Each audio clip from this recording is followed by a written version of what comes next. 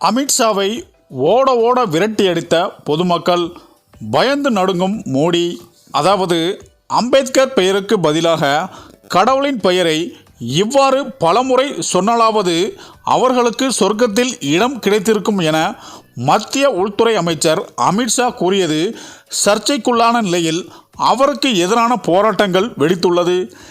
இந்த நிலையில் அதிக பாவங்கள் செய்வர்கள்தான் புண்ணியத்தை பற்றி கவலைப்பட வேண்டும் என பதிலடி கொடுத்துள்ளார் தமிழ்நாடு முதலமைச்சர் மு.க.ஸ்டாலின். மேலும் மக்களவைத் தேர்தல், மாநிலம் மற்றும் யூனியன் பிரதேச சட்டசபைக்கான தேர்தலை ஒரே காலத்தில் நடத்தி முடிக்கும் வகையில் மத்திய அரசு ஒரே நாடு ஒரே தேர்தல் திட்டத்தை கொண்டு வர திட்டமிட்டுள்ளது. பல நாட்களாக இதற்கான முன்னேற்பாடுகள் நடைபெற்று வரும் நிலையில் இது தொடர்பாக குடியரசு முன்னாள் தலைவர் தலைமையில் குழு ஒன்று அமைக்கப்பட்டது. அந்த குழுவின் அறிக்கை அடிப்படையில் ஒரே நாடு ஒரே தேர்தல் சட்டம் கொண்டு வரப்பட உள்ளது. நேற்று மக்களவையில் ஒரே நாடு ஒரே தேர்தல் மசோதாவை மத்திய சட்ட அமைச்சர் அர்ஜுன் தாக்கல் செய்தார். இதற்கு காங்கிரஸ், திமுக உள்ளிட்ட கட்சிகள் கடும் எதிர்ப்பு தெரிவித்தனர்.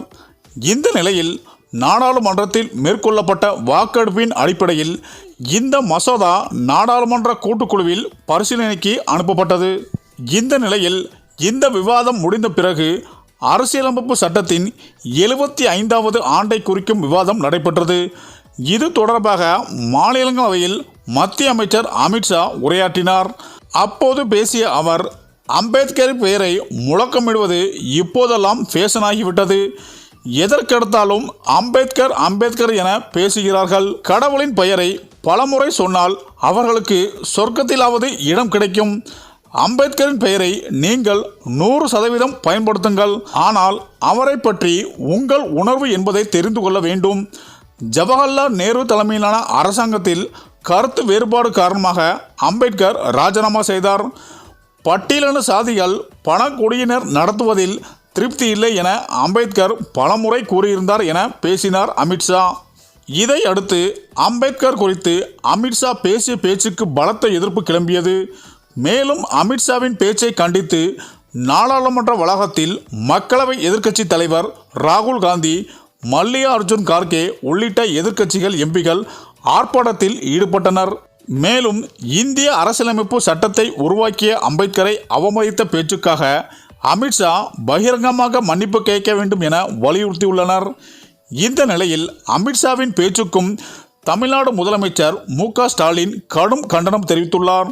இந்த நிலையில்தான் அமித்ஷா ஒரு சில பொது நிகழ்ச்சியில் கலந்து கொள்ள சென்றாலும் அங்கே கூட பொதுமக்கள் இவர் மீது சில கற்கள் போன்ற சிலவற்றை வீசி வருவதாகவும் ஒரு தகவல் வெளியாகி உள்ளது. இந்த தகவல் பாஜகவினரை கடும் அதிர்ச்சியில் ஆழ்த்தியுள்ளது என அரசியல் வட்டாரங்கள் கூறி வருகின்றனர். சரி, இந்த வீடியோ பற்றிய உங்கள் கருத்துக்களை கமெண்ட்ல சொல்லுங்க.